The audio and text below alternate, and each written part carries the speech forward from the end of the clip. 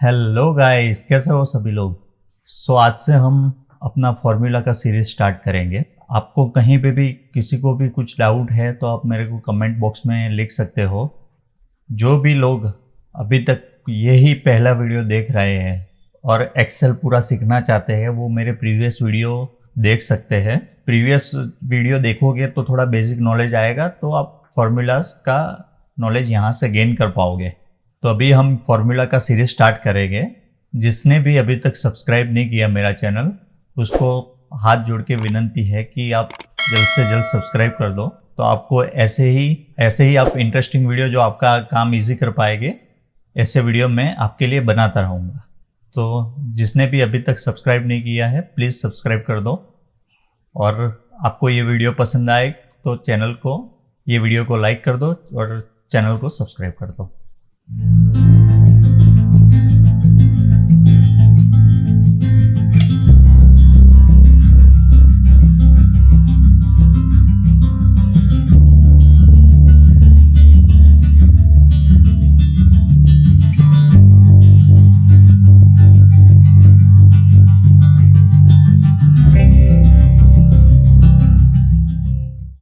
Okay, तो हम पहला फॉर्मूला से स्टार्ट करते हैं। हम पहला फॉर्मूला देखेंगे फाइंड।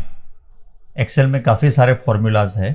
हम यहाँ पे जो इम्पोर्टेंट फॉर्मूला है जो अभी आपका काम इजी कर पाएगी, ऐसे फॉर्मूला के बारे में बात करेंगे।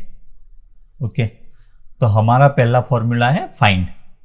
ओके, तो फाइंड फॉर्मूला क्या है कि आपको कोई सेल में कोई वैल्यू है, उसमें से कोई वैल्यू फाइंड करना है, तो वो आपको आइडेंटिफिकेशन देता है कि वो सेल में वो वैल्यू है कि नहीं है।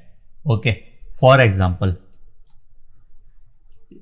कोई भी फॉर्मूला आपको लिखना है तो आप प्लस साइन करके लिख सकते हो या इज इक्वल टू साइन करके लिख सकते हो। ओके, अभी कोई फॉर्मूला आपको लिखना है तो अभी मैं फाइंड का फॉर्मूला लिखता हूं, फाइंड। ओके, फॉर्मूला लिखने के बाद टैब करूंगा, टैब पे क्लिक करूंगा तो वो मेरे को बोलता है कि फाइंड टेक्स्ट। आपको क्या फाइंड करना है? फाइंड टेक्स्ट मतलब आपको क्या फाइंड करना है, बराबर। फॉर एग्जांपल मेरे को यहाँ पे फाइंड करना है, ये मेरे डेटा में ई कॉलम में ISIN करके है। मेरे को फाइंड करना है कि उसमें INE है कि नहीं है। ओके, तो फाइंड में करता हूं जो भी आपको फाइंड करना है वो एज ए टेक्स्ट सिस्टम ले, उसके लिए आपको इनवर्टेड कॉमा में लिखना पड़ता है, INE। ओके, और इसको मैं सिलेक्ट करता हूं। यहां पे INE है कि नहीं है वो मेरे को देखना है, तो वो मेरे को बताएगा कौन से स्थान से, मीन्स कौन सी पोजीशन से आपका INE वर्ड स्टार्ट होता है। ओके, सॉरी, तो INE तो फर्स्ट वर्ड से, फर्स्ट लेटर से ही स्टार्ट होता है। ओके, तो यहां से हमको पता चला। दूसरा है, हम INE की जगह पे इसमें A करते हैं। ओके, A, तभी हमको बताता है कि A कौन से स्थान पे है INE में। तो आप देखोगे 1 2 3 4 5 6 7 नंबर पे A है। ओके, अभी A की जगह पे मैं B कर देता हूं, B, तो वो तो है नहीं, तो यहां पे एरर दे दिया। तो ये फॉर्मूला ऐसे काम करता है कि सपोज है तो आपको रिजल्ट देगा, नहीं है तो एरर देगा। ओके, अभी एरर आती है तो हमको क्या करना है वो आगे के फॉर्मूला में हम देखेंगे, लेकिन फिलहाल अभी हम देख रहे हैं फाइंड फॉर्मूला। अभी ये फॉर्मूला का आप यहां पे फॉर्मूला है, बराबर। अभी सपोज मैं A कर देता हूं, यहां पे A कर देता हूं, A कर देते हैं तो यहाँ पे वैल्यू दिखती है, लेकिन आपको फॉर्मूला दिखना है तो वो फॉर्मूला बार से ही दिखाई देगा। तो ये है फॉर्मूला बार जो ऊपर हमने मेरे प्रीवियस वीडियो में बताया था। ओके, तो ये है फॉर्मूला बार। अभी यहाँ पे मैं क्लिक करता हूँ फाइंड के आगे और यहाँ पे FX पे क्लिक करता हूँ, तो वो मेरे को क्या बताता है कि आपको जो भी फॉर्मूला आपने लिखा है उसका आर्ग्यूमेंट्स है, फंक्शन बोलते हैं हम, उसका आर्ग्यूमेंट्स है। आर्ग्यूमेंट्स क्या है कि भाई फाइंड टेक्स्ट, तो आपको क्या फाइंड करना था वो आया विद इन टेक्स्ट। अभी हमको एक और भी फंक्शन देखना है, स्टार्ट नंबर। ओके, अभी आर्ग्यूमेंट से क्या है, start number. Start number means आपको कौन से नंबर से स्टार्ट करना है। ओके, तो सपोज यहां पे मैं फाइंड टेक्स्ट में लिख देता हूं INE, क्योंकि INE as everyone knows INE is on first position. Okay, तो मेरे को स्टार्ट करना है थर्ड पोजीशन से INE। तो आप देखोगे क्या होता है, यहां पे एरर दे दिया। आप सपोज कुछ भी चीज नहीं लिखते हो तो वो बाय डिफॉल्ट 1 से लेता है, 1 से स्टार्ट करता है। ओके, तो यहां पे आपको एरर इसलिए दिया क्योंकि INE वो फाइंड कर रहा है, वो डेटा में है, लेकिन आपने लॉजिक डाला है कि थर्ड नंबर के बाद से बाद के डेटा में चेक कर। तो वो यहां पे जो भी डेटा है, तो वो यहां पे जो भी डेटा है भी वो थर्ड के बाद, तो मीन्स इतने डेटा में चेक करेगा INE कौन से नंबर पे है। ओके, तो ये था फाइंड फंक्शन। ओके, तो मैं अभी इसको डिलीट कर देता हूं। ओके, अभी हम मूव होते हैं नेक्स्ट फंक्शन पे। अभी हमारा नेक्स्ट फंक्शन है लेफ्ट फंक्शन।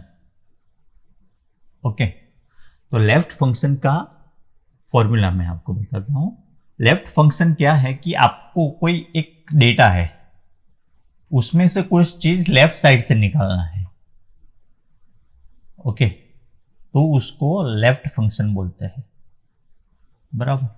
सपोज यहां पे पेन डिटेल है, बराबर, तो मेरे को पेन डिटेल में लेफ्ट साइड का ही पेन डिटेल निकालना है, मीन्स जब पहले ही 4 लेटर्स चाहिए, बराबर। मैं क्या करूंगा, is equal to left, left पे सिलेक्ट कर दिया और टैप कर दिया। इसमें आर्ग्यूमेंट है text and number of characters. Okay, तो मेरे को किस में से फाइंड करना है, वो मेरा टेक्स्ट है, तो ये मेरा टेक्स्ट रहा। और कितना कैरेक्टर्स चाहिए मेरे को, लेफ्ट साइड के 4 कैरेक्टर्स क्या है वो चाहिए मेरे को। तो वो यहां से पता चल गया कि लेफ्ट साइड के 4 कैरेक्टर्स क्या है, बराबर। अभी मैं सपोज इसको थोड़ा ड्रैग करता हूं तो आपको आगे का भी बताएगा कि भाई क्लाइंट कोड में क्या है, स्क्रिप्ट नेम में क्या है, तो वो लेफ्ट साइड के 4 कैरेक्टर्स लेके आता है, बराबर। लेकिन सपोज नहीं है तो वो नहीं लेके आएगा, वो 3 ही बताएगा। आपने भले उसको 4 का रिक्वेस्ट दिया, लेकिन उसको 3 ही मिल रहे हैं, तो वो 3 ही बताने वाला है। तो ये तो बहुत सिंपल सा फंक्शन है। यहाँ पे फंक्शन में आप देख सकते हो टेक्स्ट और नंबर ऑफ कैरेक्टर्स, आपको 3 लिखना है। सपोज यहाँ पे 3 लिखोगे तो फर्स्ट ऑफ 3 कैरेक्टर्स ही आएंगे। देखोगे तो यहाँ पे 3 आ गए, तो 3 में मीन्स पहले 3 लेटर ही मीन्स कैरेक्टर ही वो पिक करेगा।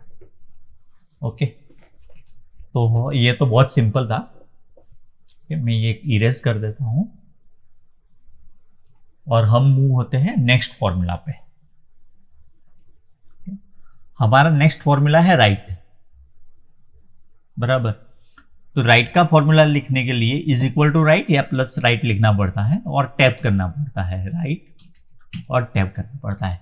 अभी टैप पे देखोगे यहां पे भी सेम लेफ्ट वाला ही आर्ग्यूमेंट है, लेकिन वो लेफ्ट फंक्शन का काम है वो लेफ्ट वाले कैरेक्टर्स पकड़ेगा, राइट फंक्शन का काम है वो राइट वाले कैरेक्टर्स पकड़ेगा। ओके, तो यहां पे सेम ही आर्ग्यूमेंट है कि आपको कौन से टेक्स्ट में से डेटा निकालना है और कितने कैरेक्टर्स चाहिए। तो सपोज मैं यहां पे आइजेंट पे क्लिक करता हूं और मेरे को चाहिए लेफ्ट राइट साइड के 5 कैरेक्टर्स। वो बता देगा कि राइट साइड के 5 कैरेक्टर्स क्या है। ये तो बहुत सिंपल सा फॉर्मूला है, बहुत सिंपल सा। होप ये तो आपको सबको आता ही होगा जनरली। तो ये हुआ।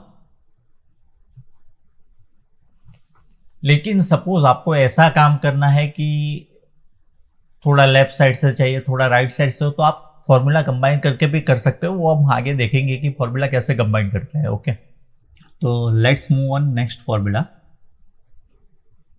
ओके, हम होते हैं नेक्स्ट फॉर्मूला पे। तो हमारा ये फॉर्मूला है एंड का फॉर्मूला।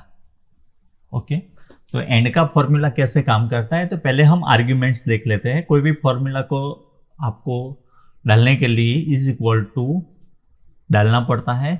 उसके बाद फॉर्मूला का नाम, अभी हम नाम दे रहे हैं हमारा and, AND, not END। Okay, तभी आप देखोगे कि fx उसका देखते हैं। अभी यहाँ पे आपको लॉजिकल 1 एंड लॉजिकल 2 दिया है। उसका मतलब क्या है कि आप मल्टीपल लॉजिक यहाँ पे लगा सकते हैं ये फॉर्मूला में। अभी लॉजिक 2 ही लगाने का ऑप्शंस है, लेकिन आपको ज़्यादा लगाना है तो भी लगा सकते हैं।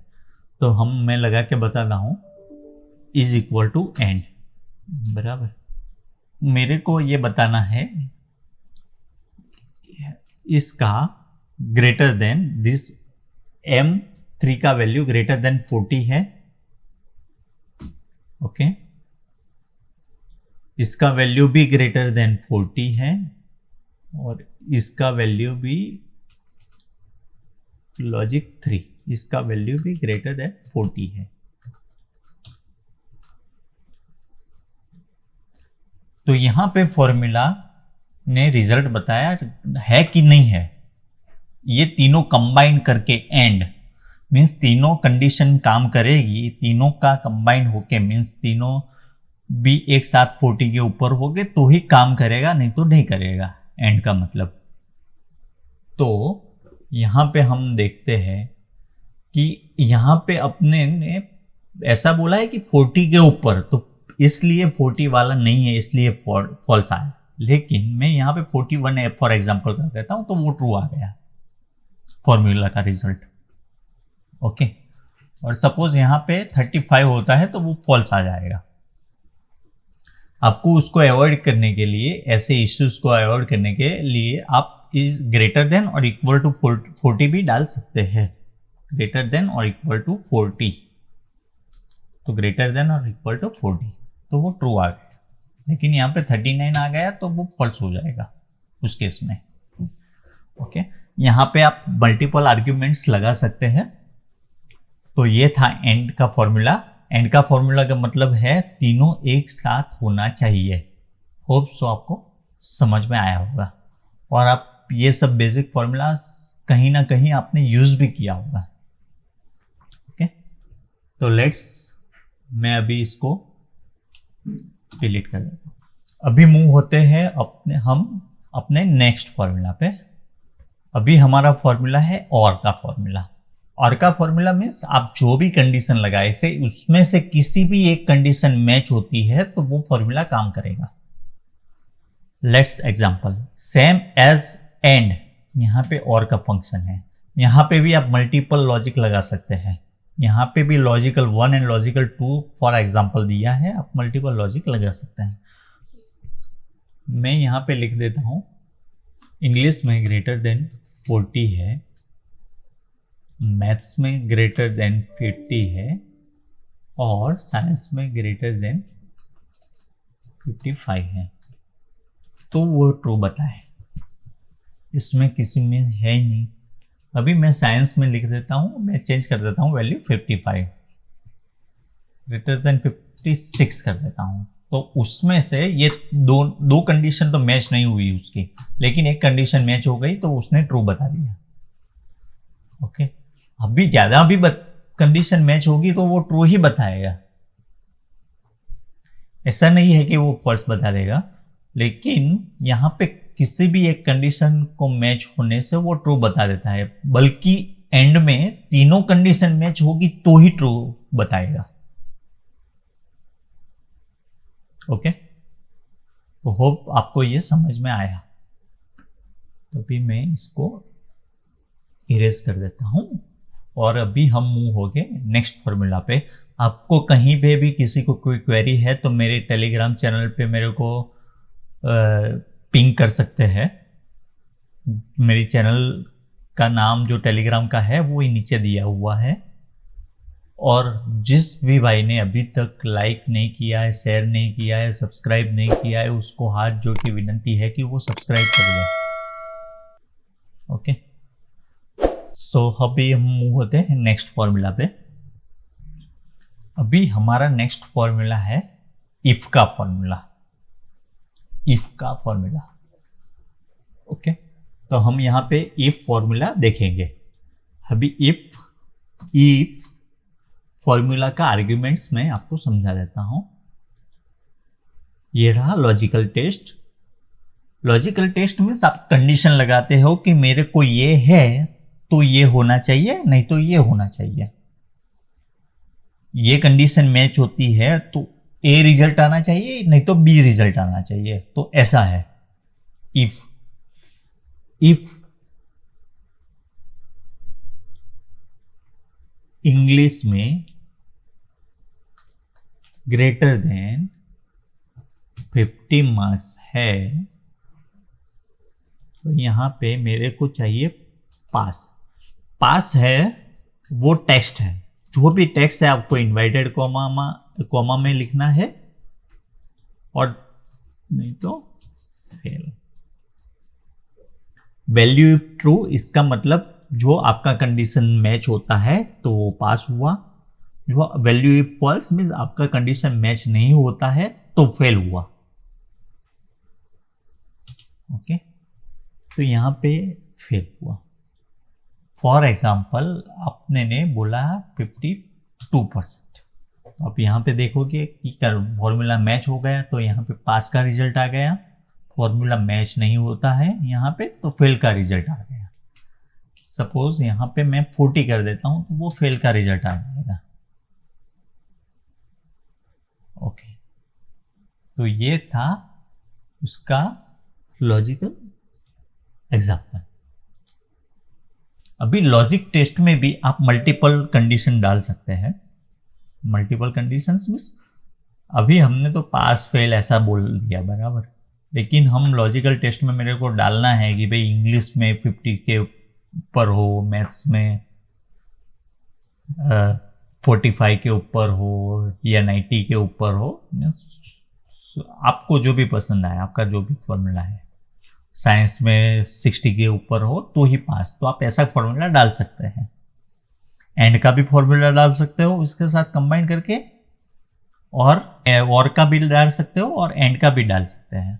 और यहाँ पे ये फंक्शन ऐसा है कि आप मल्टीपल कॉम्बिनेशन यूज कर सकते हो। हम आगे मीन्स दूसरे एग्जांपल्स देखेंगे तो आपको पता चल जाएगा कि कहाँ कहाँ पे कौन से कॉम्बिनेशन हम यूज कर सकते हैं यहाँ पे। ओके, तो मैं फिलहाल अभी इसको, होप आपको ये समझ में आया होगा, मैं अभी इसको डिलीट कर देता हूँ। हम मूव होते हैं नेक्स्ट फॉर्मूला पे। तो अभी हम मूव होते हैं नेक्स्ट फॉर्मूला पे, जो फॉर्मूला का नाम है नाउ। नाउ का मतलब वो है कि अभी क्या हुआ है टाइम। ओके, तो मैं अभी नाउ फंक्शन बहुत सिंपल सा फंक्शन है। आपको इज इक्वल टू नाउ लिखना है और टैप करके क्लोज कर देना है, सिंपल। तो आपको अभी क्या सिस्टम में टाइम हुआ है, वो टाइम, डेट, वो सब बता देगा यहां से।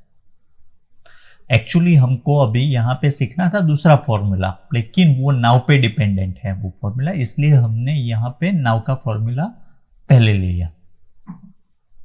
ओके, तो नाउ का फॉर्मूला सो सिंपल है जो अभी आपने देखा। सिंपल ब्रैकेट क्लोज ही करना है, दूसरा कुछ है नहीं इसमें। आपको कोई आर्ग्यूमेंट ही नहीं आएगी इसमें, आर्ग्यूमेंट वाला कोई ऑप्शन है ही नहीं। ओके, तो आपने देखा ये नाउ का फॉर्मूला। ओके, अभी हम मूव होते हैं नेक्स्ट फॉर्मूला पे। ओके, तो अभी हम जो फॉर्मूला देखने वाले हैं वो है टेक्स्ट का फॉर्मूला। ये भी हमने नाउ का फॉर्मूला देखा, अभी टेक्स्ट का फॉर्मूला। टेक्स्ट का फॉर्मूला मीन्स आपको जो भी चीज दिख रही है, मीन्स सपोज कोई भी आपको वो वैल्यू दिख रही है वो न्यूमेरिकल है, अभी आपको उसको टेक्स्ट फॉर्म में कन्वर्ट करना है, क्योंकि काफी सारी जगह पे अपने को टेक्स्ट फॉर्म की रिक्वायरमेंट होती है, वो न्यूमेरिकल फॉर्म डेटा चेंज कर देता है।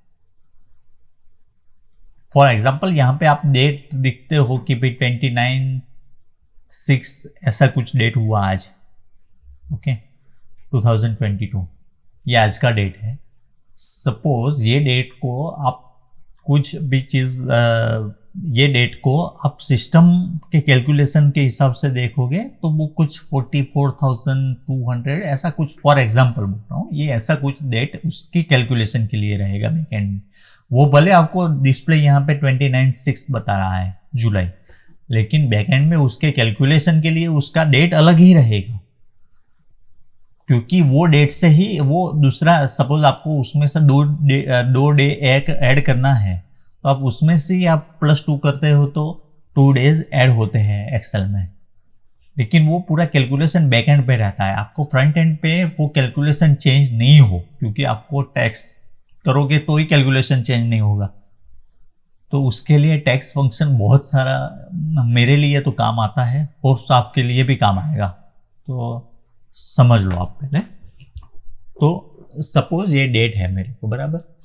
कई बार हम क्या करते हैं कि ऑर्गेनाइजेशन में कोई फाइल है जो नाम में आज का फाइल मेरे को सेव करना है, तो मैं क्या करूंगा, फाइल का नेम रखूंगा _29062022 ऐसा लिखता हूं मैं कभी कहीं कहीं, क्योंकि मेरे को पता चले कि ये फाइल आज की डेट की है, बराबर। लेकिन मैं पूरा डेट सिलेक्ट करूंगा तो वो फाइल नेम में कहीं पे सेव नहीं होगा, फाइल नेम सेव करने नहीं देगी डेट करूंगा तो मैं। तो मेरे को सेव करना है कि फाइल कब आई, या कई बार मेरे को टाइम भी डालना पड़ता है कि मेरे को पता चले फाइल कितना पुराना है, तो उसके लिए टेक्स्ट फंक्शन यूज होता है। तो टेक्स्ट का आर्ग्यूमेंट यहां पे मैं बता देता हूं आपको, value and format as the text. Okay, तो हम यहां पे वैल्यू देख लेते हैं, ये वैल्यू, और मेरे को टेक्स्ट का फॉर्मेट है, तो फॉर्मेट ऑलवेज इनवर्टेड कॉमा में डालना पड़ता है, DDMMYY मेरे को ऐसा लिखना है। तब देखोगे कि डेट 29062022 ऐसा आ गया है, तो मैं इसको मेरी फाइल में कहीं पे ले सकता हूं सेव करने के लिए। ओके, सपोज मैं यहां पे दूसरा ये डाल देता हूं, MMM डाल देता हूं, तो वो क्या बताता है 29 जून 22, तो वो MM आ गया, मीन्स उसको मंथ का पूरा मीन्स शॉर्ट नेम लेके आता है। सपोज मैं 4 टाइम M लिखता हूं तो वो मंथ का फुल फॉर्म लेके आएगा। ऐसा नहीं है कि जून मंथ है इसलिए 4 कैरेक्टर है तो वो 4 लेके आया, ऐसा नहीं है।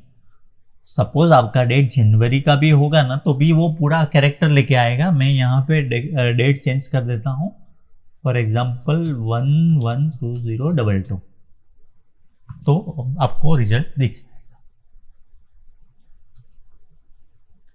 ओके, सपोज इसमें से मेरे को खाली डेज ही चाहिए, तो डेज तो जनरली आप 2 डिजिट का ही रहता है तो DD लिख देता हूं, लेकिन आपको कौन सा डे है वो देखना है, तो DDD लिखोगे तो आपको बताएगा वेडनेसडे है, WED शॉर्ट फॉर्म बताएगा, जैसे मंथ में शॉर्ट फॉर्म MMM से बताता है, ऐसे ही 4 टाइम D करोगे तो पूरा वेडनेसडे लिखा आएगा। ओके, तो मैं इसको सपोज आपको डेट लिखनी है DD/MM/YYYY ऐसे फॉर्मेट में, तो ये कन्वर्ट कर लिया टेक्स्ट में कि DDMMYYYY। ओके, फिर सपोज यहाँ पे अभी तो सुबह के 10 बजे है, तो आपको यहाँ पे 10:22 बता रहा है, लेकिन दोपहर 1 बजे के बाद वो 19 सपोज 1 बजे होते दोपहर के 1:30 हुई है, तो वो 13:30 बताता है, 13:30। ओके, या दोपहर के 2:10 हुए हैं तो 14:10 ऐसा बताएगा, बराबर। तो एक्चुअली सपोज आपको उसको मेरे को आवर्स में मिनट में सेट करना है, तो ये फॉर्मूला आप AM और स्लैश PM आप ऐसा करोगे तो वो बताएगा कि सुबह के 10 बजे है, शाम के 10 बजे है। आप AM PM निकाल दोगे तो वो खाली टाइम ही बताएगा। तो सपोज 1 बज गए हैं तो 13 से सीरीज उसका स्टार्ट होगा, 13 to 24। नहीं तो वो फिर वापस जीरो से स्टार्ट करेगा या AM PM बताएगा।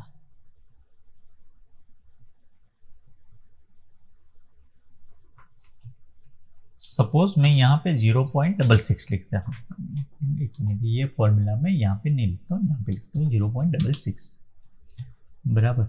अभी इसको मेरे को टेक्स्ट में कन्वर्ट करना है, लेकिन परसेंटेज में करना है। परसेंटेज मेरे को साइन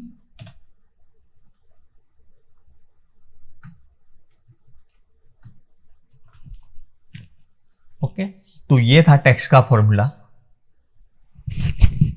ओके, अभी मैं इसको इरेज कर देता हूं और अभी हम मूव होते हैं नेक्स्ट फॉर्मूला पे। अभी हम देख रहे हैं डे का फॉर्मूला। तो यहाँ पे इज इक्वल टू डे लिखेंगे और यहाँ पे सीरियल नंबर मीन्स अपना कौन सा डे है, तो यहाँ पे मैं क्लिक कर दूंगा तो वो डे अलग करके निकालेगा। ये आज 29 अलग हुआ है। तो ये था डे का फॉर्मूला। आप ऐसे डे की जगह पे मंथ भी लिख सकते हो, इज इक्वल टू मंथ। तो आपको बता देगा कि कौन से मंथ चल रहा है। तो 6 मीन्स 06 में से 6 उसने अलग से निकाल दिया। दिसंबर होता तो वो 12 का रिजल्ट बताएगा, नवंबर में 11 का बताएगा। और यहाँ पे ये सिंपल से ही फॉर्मूलाज है ईयर। तो ये आपको ईयर बताएगा कौन सा ईयर चल रहा है। तो ये तीनों का फॉर्मूला मैंने एक में ही कंबाइन कर दिया है। अलग अलग बताने का मतलब नहीं था, वो सिंपल सा फॉर्मूला था। तो अभी मैं ये डिलीट कर देता हूं और अभी हम देखते हैं दूसरा फॉर्मूला। अभी हमने नाउ कर दिया तो वो तो टाइम, डेट एंड टाइम दोनों बताता है बराबर। लेकिन आपको आज का डेट ही लिखना है तो आप क्या कर सकते हो, टुडे फॉर्मूला में भी कोई कंडीशन आर्ग्यूमेंट्स नहीं है। आप ब्रैकेट ओवर करोगे तो वो आज का दिन आ जाएगा। यहाँ पे फॉर्मेट है इसलिए मैं यहाँ पे आपको दिखाता हूँ, वो आज का डेट बता देगा आपको। यहाँ पे वो आवर्स मिनट नहीं लेके आता है इसलिए यहाँ पे 00 आ रहा है। तो सपोज आपको कोई वर्कशीट पे काम करना है या कोई फाइल आपको लेनी है तो आप क्या कर सकते हो, वहाँ पे आपको टुडे का डेट लिख दिया तो आपको हर रोज डेट नहीं डालना पड़ेगा, वो बाय डिफॉल्ट डेट ले लेगा। आपका फॉर्मूला कहीं पे एक्सेल में पड़ा है तो ये है टुडे का फॉर्मूला। ओके, वो ये बहुत सिंपल सा फॉर्मूला है, उसमें कुछ है नहीं। तो मैं अभी यहाँ पे क्लोज कर देता हूँ उसको। अभी हम देखते हैं एरर आती है तो हम क्या कर सकते हैं। तो अभी हमने पहले हमने देखा था फाइंड का फॉर्मूला कि फाइंड करो ए कौन से नंबर पे है। तो यहाँ पे मिल गया मेरे को 7 नंबर पे। मैं पूरा उसको ड्रैग कर लेता हूँ।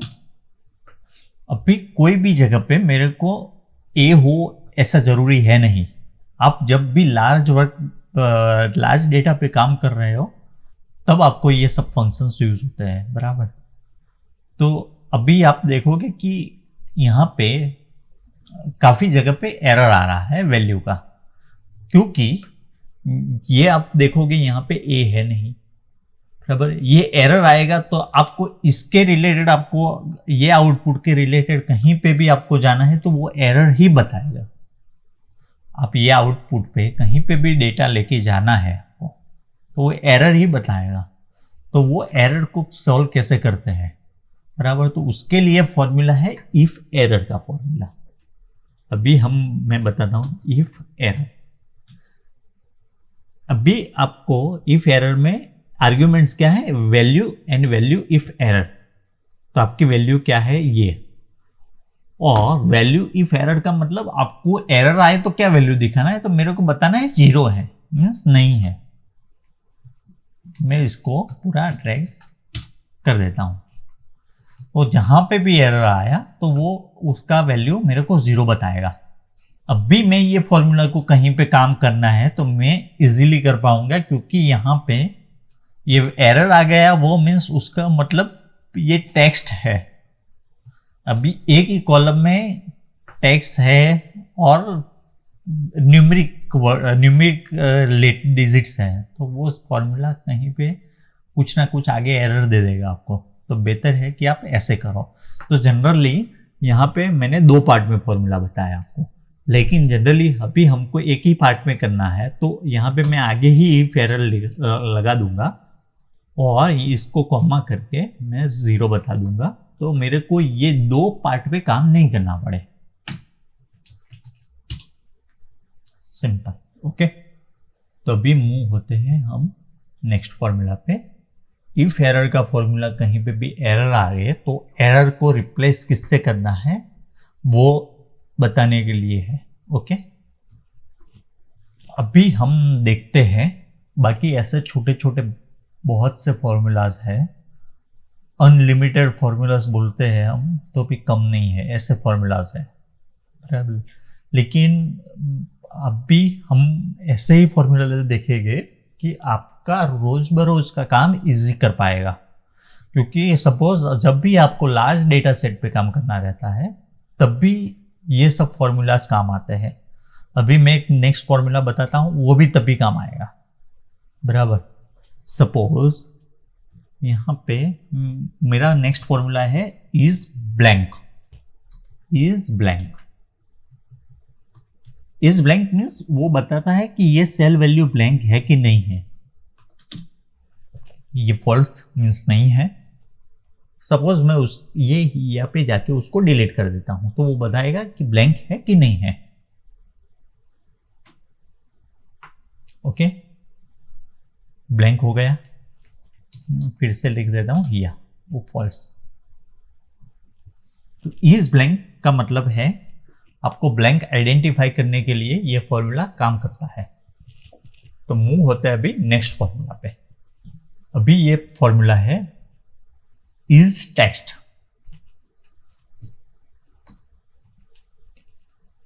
Is text, here means alphabetical name है, तो वो तो टेक्स्ट ही होना चाहिए। यहां पे एक ही आर्गुमेंट रहता है, मल्टीपल आर्गुमेंट नहीं रहता है। इज नंबर है, इज टेक्स्ट है, इज ब्लैंक है, उसमें एक ही आर्गुमेंट रहेगा। इसको क्लोज किया तो बता देता है कि टेक्स्ट है, लेकिन मैं हिया की जगह पे 1 2 3 4 डाल देता हूं तो वो बताएगा ब्लैंक इज टेक्स्ट नहीं है, ये नंबर है, तो वो फॉल्स बता देगा। मैं यहाँ पे कोई भी नाम लिख देता हूं तो वो टेक्स्ट है इसलिए यहाँ पे ट्रू बताएगा, लेकिन कोई भी नंबर लिख देता हूं तो वो फॉल्स बताएगा। तो अभी मूव होते हैं नेक्स्ट फॉर्मूला पे। अभी हमारा ये फॉर्मूला है इज नंबर।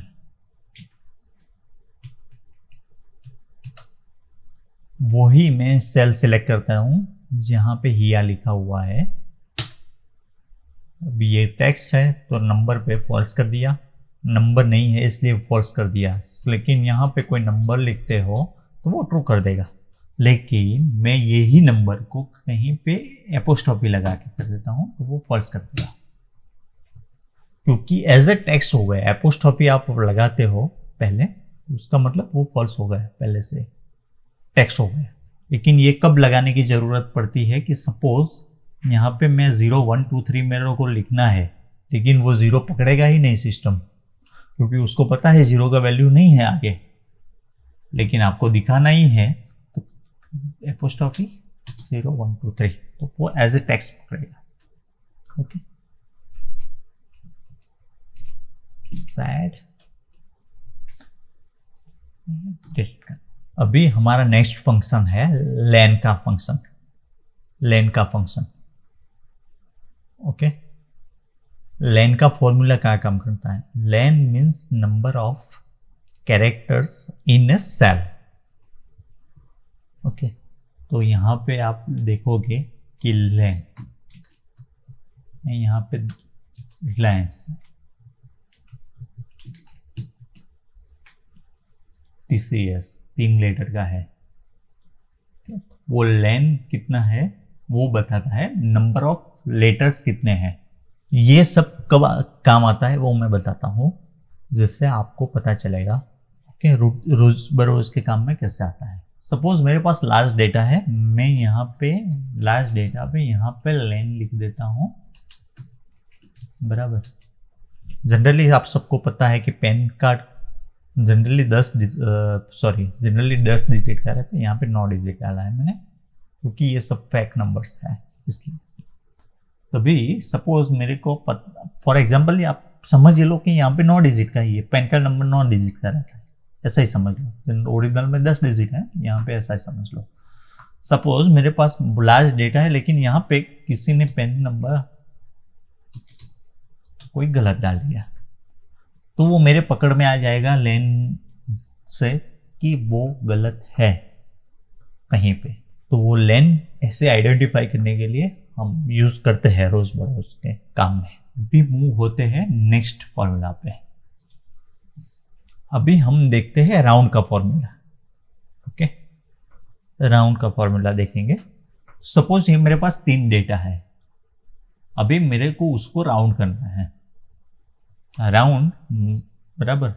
तो राउंड मीन्स मेरे को कितने डिजिट तक डेटा दिखाना है, कि मैं यहाँ पे राउंड का फॉर्मूला लिख देता हूँ और उसका आर्ग्यूमेंट्स बता देता हूँ। 2 आर्ग्यूमेंट रहेंगे, पहला है नंबर, मीन्स कौन से नंबर को राउंड करना है और कितने डिजिट तक राउंड करना है। कि सपोज मैं यहाँ पे 2 डाल देता हूँ कि मेरे को 2 डिजिट तक राउंड करना है, तो वो ऐसे राउंड कर देता है। क्योंकि यहाँ पे जैसे ही यहाँ पे 5 आया तो अगला डिजिट 13 कर दिया उसने, यहाँ पे 5 आया तो अगला डिजिट 13 कर दिया, यहाँ पे नहीं आया तो नहीं किया उसने। आप उसको आपकी रिक्वायरमेंट के अकॉर्डिंग 1 राउंड भी ले सकते हैं। यहाँ पे 13 आता था जो 15 से नीचे है, इसलिए उसने 1 बताया, 0.1। 15 से ऊपर होता तो 0.2 दिखाता वो, ओके। अभी हम राउंड का फॉर्मूला देखा, अभी उसका ही ग्रुप का दूसरा फॉर्मूला है round up. Round up same argument है। राउंड अप का मतलब है कि आपके पास कोई भी फिगर है 15.52, तो वो क्या बताएगा, 15 की जगह पे 16 वैल्यू बताएगा, बराबर। इसको मेरे को राउंड करना है 0 पे, तो वो क्या बताएगा, 16। सपोज मैं उसको बोलता हूं कि 1 पे राउंड करे, तो वो यहाँ पे 4 है, उसको एक डिजिट प्लस कर देगा।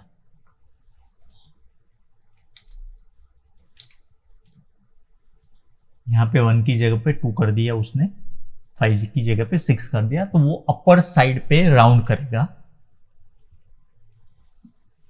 1 डेसिमल के साथ। सेम वे आप यहाँ पे राउंड अप की जगह पे राउंड डाउन करते हो, सेम ही आर्ग्यूमेंट है, वो नीचे वाला ले लेगा। यहाँ पे 12 की जगह पे 10 ले लिया उसने, 54 की जगह पे 50 ले लिया, 49 जगह पे 40 ले लिया। तो राउंड ग्रुप के अंदर ये 3 फॉर्मूलाज थे, round, round down and round up. मैं इसको डिलीट कर देता हूं और मूव होते हैं नेक्स्ट फॉर्मूला पे। अभी हम देखते हैं एम राउंड का फंक्शन, ओके। एम राउंड में मैं फॉर एग्जांपल यहाँ पे लिख देता हूँ 14.28 पैसा, ओके। उसको एम राउंड सेम ही है, मेरे को दिखाना है 0.5 पैसा में राउंड करना है उसको, 14.5 हो गया, बराबर। मेरे को 10 पैसा में करना है सपोज, तो ये नियरेस्ट 14.30 लेके आएगा। सपोज यहाँ पे 47 है और मैं उसको बोलता हूँ कि मेरे को 25 के मल्टीपल में ही बताना है या 12 के मल्टीपल में ही बताना है। 12 के मल्टीपल में 48 आएगा, क्योंकि 12 के टेबल में 48 आता है, तो इसलिए वो नियरेस्ट उसको 48 नंबर मिला। यहाँ पे 20 में सपोज चेंज कर देता हूँ, तो वो सीधा 40 लेके जाएगा, क्योंकि वो नीचे की साइड पकड़ेगा, नियरेस्ट नीचे की साइड, दोनों में से जहाँ पे स्पेस कम मीन्स उसको कम जगह मिलेगी वहाँ पे वो बताएगा। लेकिन 48 की जगह पे 51 हो जाता तो वो 60 बताता, 50 है तो भी 60 बताएगा, लेकिन 50 से कम है तो वो 40 बताएगा। तो एम राउंड में सपोज आपको सब ऐसा है कि भाई पर्टिकुलर टिक पे ही चाहिए आपको वैल्यू, तो उसके लिए एम राउंड फंक्शन यूज होता है। तो हम मूव होते हैं नेक्स्ट फॉर्मूला पे। अभी हम मूव होते हैं नेक्स्ट फॉर्मूला पे जिसका नाम है रैंड। ओके, तो यहाँ पे मैं लिख देता हूँ, यहाँ पे नहीं, यहाँ पे लिख देता हूँ रैंड। इसमें कोई आर्ग्यूमेंट है नहीं, वो कोई भी वैल्यू बताएगा। यहाँ पे उसको मैं F9 करता हूं तो वो दूसरा कोई ना कोई वैल्यू चेंज करता रहेगा, लेकिन वो जो भी वैल्यू चेंज करता है वो 1 से कम होगी। ओके,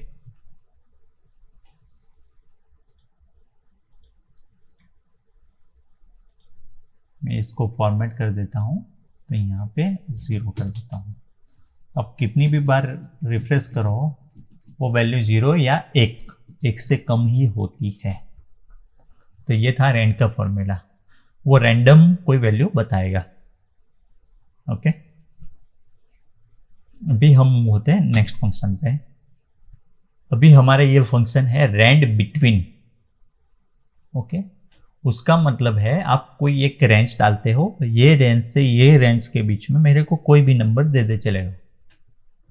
फॉर एग्जाम्पल ये डेटा मेरा है, अभी उसको मैं डिलीट कर देता हूँ, बराबर। उसको मेरे को चाहिए रैंड बिटवीन 35 to 99 मार्क्स के बीच में कोई भी मार्क्स तो बता दे, वो बता देगा। Rand between starting range, bottom range means and top range. वो टॉप रेंज 99 के ऊपर कुछ भी वैल्यू नहीं बताएगा। तो ये था रैंड बिटवीन का फंक्शन। अभी हम देखते हैं यहाँ पे फंक्शन है, तो इसको मैं पेस्ट स्पेशल कर देता हूँ, नहीं तो वो कुछ ना कुछ वैल्यू चेंज करता रहेगा, बराबर। अभी के जो फंक्शन है, अभी का जो फंक्शन है वो हमने पहले देखा हुआ है, बराबर। फिर भी मैं यहाँ पे रिपीट करता हूँ, वो 3 फंक्शन हम देखेंगे, 3 या 4 फंक्शन जो देखेंगे सिंपल सब फंक्शन है। अपने पहले बाय डिफॉल्ट ऑटो में सेट ही रहता है ये फंक्शंस, बराबर। पहला फंक्शन है सम। ओके, सपोज मेरे को ऊपर, सपोज मेरे को हिया का मार्क्स देखना है कि कितना है, मैं सम, इतनी 3 चीज का मेरे को सम लेना है, तो मैंने रेंज डाल दिया N3 to P3। सॉरी, यहाँ पे मैंने को ये निकाल लेना है, तो वो मेरे को बता देगा कितना सम है।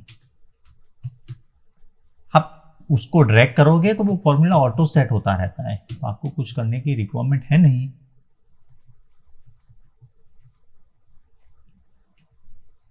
तो ये था सम का फॉर्मूला।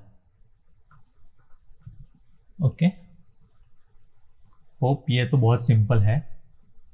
आप सम इसको ये प्लस ये भी कर सकते हैं, लेकिन सपोज आपके पास रेंज ज़्यादा है ये तो 3 कॉलम हो, 15 कॉलम में से डेटा लाना है तो एक एक करने जाओगे तो टाइम लग जाएगा। तो बेहतर है कि हम सम का ही फॉर्मूला यूज करें जहां पे हमको तीनों का सम ऑटोमेटिक मिल जाए। ओके, अभी सपोज मेरे को सम में से एवरेज निकालनी है कि तीनों में से एवरेज मार्क्स कितने आया। तो आपको पता है कि 3 सब्जेक्ट है यहाँ पे, तो मेरे को पहले सम करना पड़ेगा, इसको डिवाइडेड बाय 3 करना पड़ेगा, तब जाके मेरे को एवरेज मिलती है इसका, बराबर।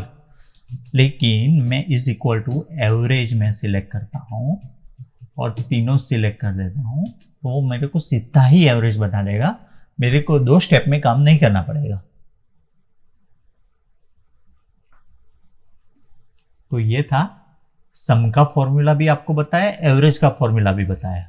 ओके, सपोज मेरे को ये रेंज में मैक्सिमम मार्क्स कितने हैं वो मेरे को फाइंड करना है, तो वो भी मेरे को पता चल जाएगा कि मैक्सिमम 97 है। किसने मैक्सिमम मार्क्स कितना गेन किया हुआ है तो वो भी पता चल जाएगा। और सपोज मेरे को मिनिमम भी चाहिए, मिनिमम वो भी पता चल जाएगा। तो यहाँ पे हमने मैक्स देखा, यहाँ पे मिनिमम देखा। अभी सम का भी एक बार रिपीट कर देता हूँ, is equal to sum of this 3 column and average is equal to average of this 3 column. तो क्या है, ये 4 फॉर्मूला हमने एक के साथ ही देख लिया। होप आपको समझ में आया होगा, नहीं आया तो आप मेरे को कमेंट बॉक्स में कमेंट करके भी पूछ सकते हैं, और आप मेरे को टेलीग्राम में भी मैसेज कर सकते हैं। जो भी भाई लोग ने अभी तक मेरी चैनल को सब्सक्राइब नहीं किया, प्लीज़ रिक्वेस्ट है कि सब्सक्राइब कर दो। आप ऐसे ही मज़ेदार वीडियोस देख पाओगे आगे, और हमको भी ज़्यादा से ज़्यादा वीडियो बनाने के लिए प्रोत्साहन मिलेगा। तो प्लीज़ भाई, जिसने भी सब्सक्राइब नहीं किया है प्लीज़ सब्सक्राइब कर दो।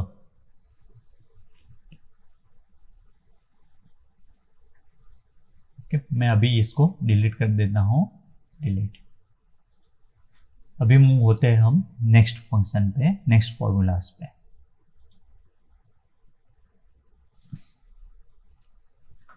अभी हम दूसरा फॉर्मूला के ग्रुप देखते हैं, उसमें कंसिडर करेंगे अपर एंड लोअर।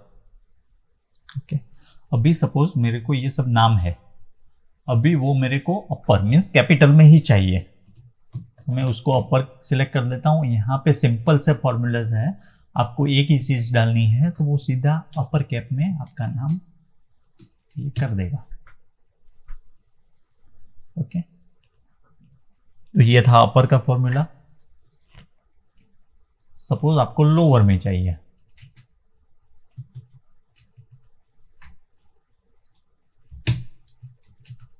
वो लोअर में भी मैं स्मॉल कैप, जो सेकेंड एबीसीडी हम बोलते हैं, उसमें कन्वर्ट हो गया, बराबर। अभी एक फॉर्मूला इसके ऊपर से मेरे को और याद आया, तो मैं आपको यहां पे बता देता हूं। सपोज ये फॉर्मूला में मेरे पास ऐसा डेटा है, बराबर, लेकिन आपको पता है कि सबका नाम है, नाम में फर्स्ट लेटर कैपिटल ही आता है, आज सबको पता है, बराबर। भी लेकिन आपके पास मल्टीपल डेटा है, तो आप एक एक में कैपिटल करने तो नहीं जाओगे, तो उसको आप प्रॉपर का एक फॉर्मूला है वो करोगे तो वो पूरा कन्वर्ट कर देगा कि आपका नाम एग्जिट क्या है, तो वो पूरा प्रॉपर वे में कन्वर्ट कर देता है, वो है प्रॉपर का फॉर्मूला। तो यहाँ पे हमने 3 फॉर्मूला देखा, अपर, लोअर एंड प्रॉपर। ओके, तो हम होते हैं नेक्स्ट फॉर्मूला पे। अभी और भी एक सिंपल सा फॉर्मूला हम देखते हैं अभी यहाँ पे, बराबर। सपोज आप कोई डेट पे कोई रो पे काम कर रहा है, बराबर, तो आपको रो का नंबर पता नहीं है। रो का नंबर ऐसे आप यहां से देख सकते हैं, नो डाउट, लेकिन कहीं पे कोई फॉर्मूला के बेस पे काम कर रहा है, आपको रो का नंबर चाहिए उसके लिए। बराबर। तो रो नंबर फाइंड करने के लिए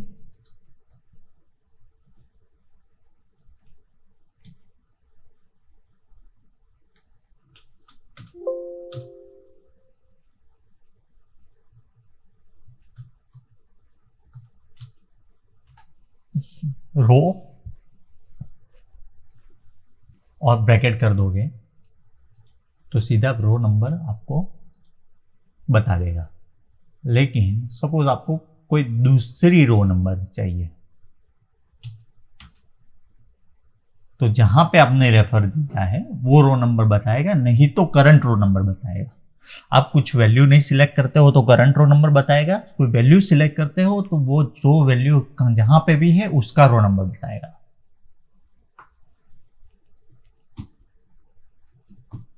दूसरा है कॉलम। आप कोई वैल्यू सिलेक्ट करते हो तो कौन से नंबर के कॉलम में है वो बताएगा। सपोज नहीं करते हैं तो आप कौन से नंबर पे कॉलम पे काम कर रहे हो वो बताएगा। तो सिंपल सा ही है, वो खाली एक एक उसका रेफरेंस ही देना है।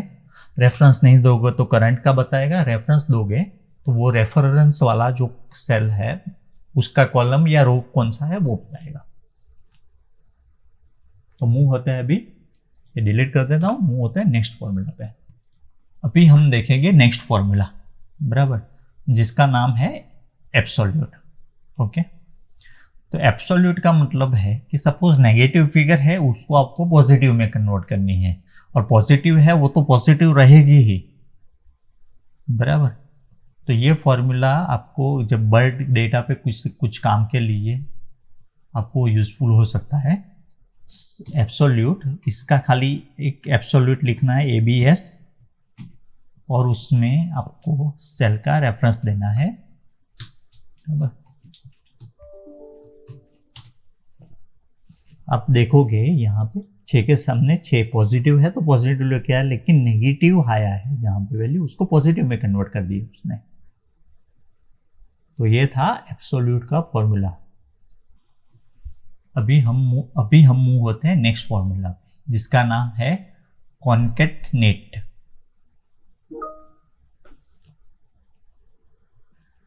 कॉन्केटनेट मतलब आपको सपोज दो सेल की अलग अलग चीज आपको मर्ज करनी है। फॉर एग्जाम्पल कॉन्केटनेट, आप उसका आर्ग्यूमेंट देखोगे टेक्स्ट 1 टेक्स्ट 2 अनलिमिटेड टेक्स्ट आप डाल सकते हो, बराबर, जो भी मर्ज करना है वो। फिर से कॉन्केटनेट टैप किया, मेरे को पेन नंबर और क्लाइंट कोड को मर्ज करना है, पेन नंबर मर्ज करना है और क्लाइंट कोड को मर्ज करना है। तो पेन नंबर सिलेक्ट किया, कॉमा क्लाइंट कोड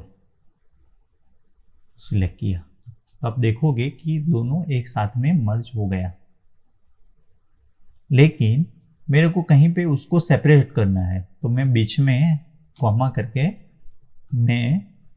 मैंने बोला था कि आपको कुछ भी टेक्स्ट डालना है तो आपको इनवाइटेड कॉमा भी डालना पड़ता है। तो इनवाइटेड कॉमा किया, बिटवीन स्पेस कर दिया, तो यहाँ पे आप देखोगे कि स्पेस आ गया बीच में, बराबर। सपोज आपको और एक डेटा डालना है, उसके बीच में स्पेस किया और स्क्रिप्ट नेम, मेरे को पूरा एक ही लाइन में ये आ जाएगा कौन से क्लाइंट का क्या है, बराबर। दूसरा यही चीज आप दूसरे अदर तरीके से कर सकते हो। मैंने सेल सिलेक्ट किया, फिर एंड का साइन सिलेक्ट किया, फिर दूसरा सेल सिलेक्ट किया, तो भी आप मर्ज कर सकते हो।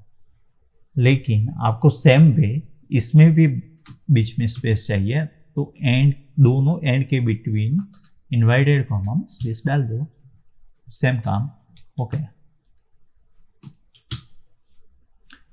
तो कॉन्केटनेट एंड ये दोनों एक ही काम करता है। ओके, अभी मैं फिलहाल इसको क्लियर कंटेंट करता हूं और मूव होते हैं हम नेक्स्ट फॉर्मूला पे। चलो हम मूव होते हैं वर्क डे फॉर्मूला पे। ओके, तो मैं यहाँ पे लिख देता हूँ आज का डेट। बताया है आपको, टुडे लिखोगे तो आज का डेट आ जाएगा। ओके, मेरे को प्रीवियस वर्किंग डे देखना है, बराबर। मैं कैसे देखता हूँ, वर्क डे बराबर, उसका वर्क डे का पहले आर्ग्यूमेंट मैं आपको समझा लेता हूँ। पहले स्टार्ट डे आता है, फिर डेज आता है, फिर हॉलीडेज आता है, बराबर।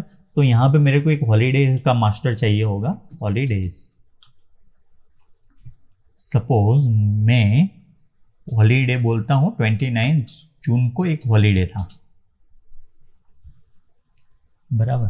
मैं ऐसा बोल देता हूँ, या दूसरा बोल देता हूँ 30 जून को हॉलीडे है, वो कुछ भी एक रीजन से हॉलीडे है, बराबर। तो यहाँ पे work day, start day means अपना जो स्टार्ट डे है।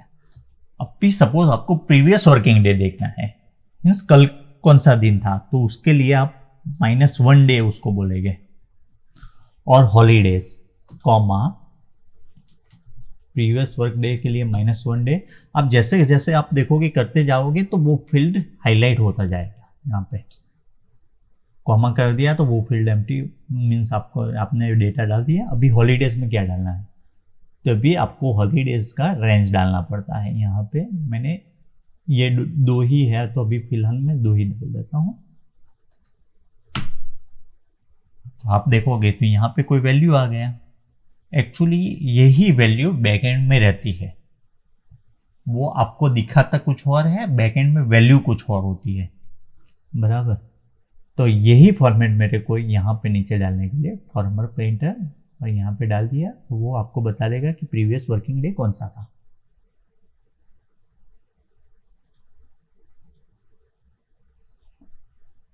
सपोज आपको 2 दिन पहले का वर्किंग डे चाहिए, बराबर।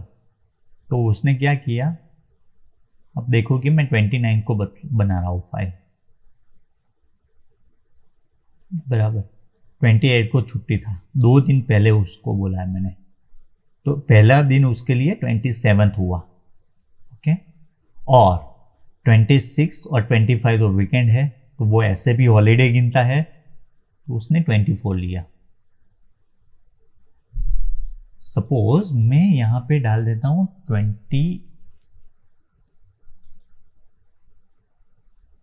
27 डाल देता हूं, 27। ओके, और यहाँ पे वर्किंग डे -1 करता हूँ, तो वो आपको बताने के लिए कि वे वीकेंड कंसिडर नहीं करता है।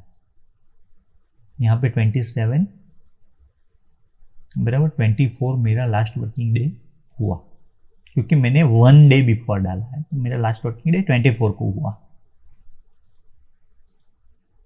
ओके, सपोज मैं इसको टुडे डाल देता हूँ। जैसे ही आपने 1 डे माइनस किया, तो आप 1 डे प्लस भी कर सकते हैं, तो नेक्स्ट वर्किंग डे कौन सा आएगा वो भी बता सकते हैं अपना, बराबर। आपने बोला है कि 30 को छुट्टी है, तो वो बोलेगा कि नेक्स्ट वर्किंग डे अपना फर्स्ट को आएगा। सपोज आपको 2 दिन के बाद देखना है, तो वो सेकंड बताएगा, बराबर। लेकिन 2 दिन के बाद फ्राइडे बाद से भी आता है, फ्राइडे मीन्स सैटरडे संडे, तो वो कंसीडर नहीं करेगा, सीधा मंडे कंसीडर कर लेगा। तो ये था नेक्स्ट वर्क डे फाइंड करने के लिए। ये आपको कहीं पे कुछ आगे हम ये देखेंगे कि हमको मैक्रोस कैसे बनाने, उसमें बहुत यूजफुल होंगे ये फंक्शंस, क्योंकि सिस्टम को आपको ऑटो जब भी बनाना है, सिस्टम को लॉजिक देना पड़ता है कि नेक्स्ट वर्किंग डे कौन सा लेना है, नेक्स्ट आपका डे कौन सा मीन्स आएगा। ओके, नेक्स्ट वर्किंग डे, तो उसके लिए बहुत यूजफुल होगा। अभी मैं इसको डिलीट कर देता हूँ। अभी हम होते हैं नेक्स्ट फॉर्मूला पे। अभी मेरे पास ये रैंडम डेट्स है, सपोज ये रैंडम डेट्स है। ओके, तो मेरे को वो डेट पे कौन सा दिन था वो फाइंड करना है, तो वीक डे। तो सब ये तो मेरे को डिजिट में देगा, डेटा नंबर में देगा, तो उसको मैं 0 कर देता हूँ। बराबर।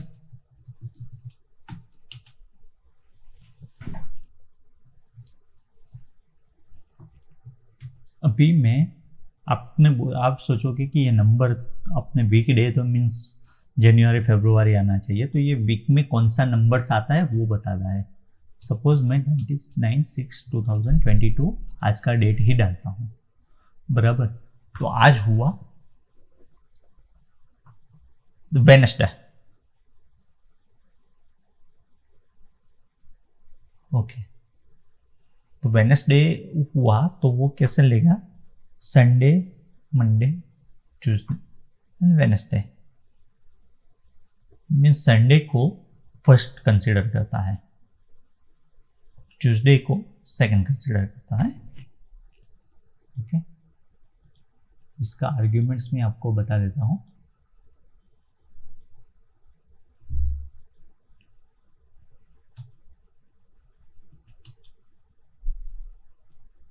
आप यहाँ पे 1 करते हो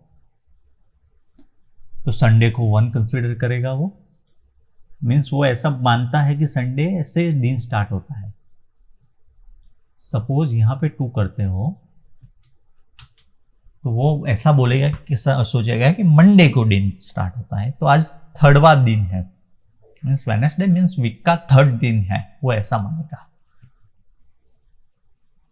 तो वीक डेज का मतलब कौन सा दिन चल रहा है आज या पर्टिकुलर डेट पे।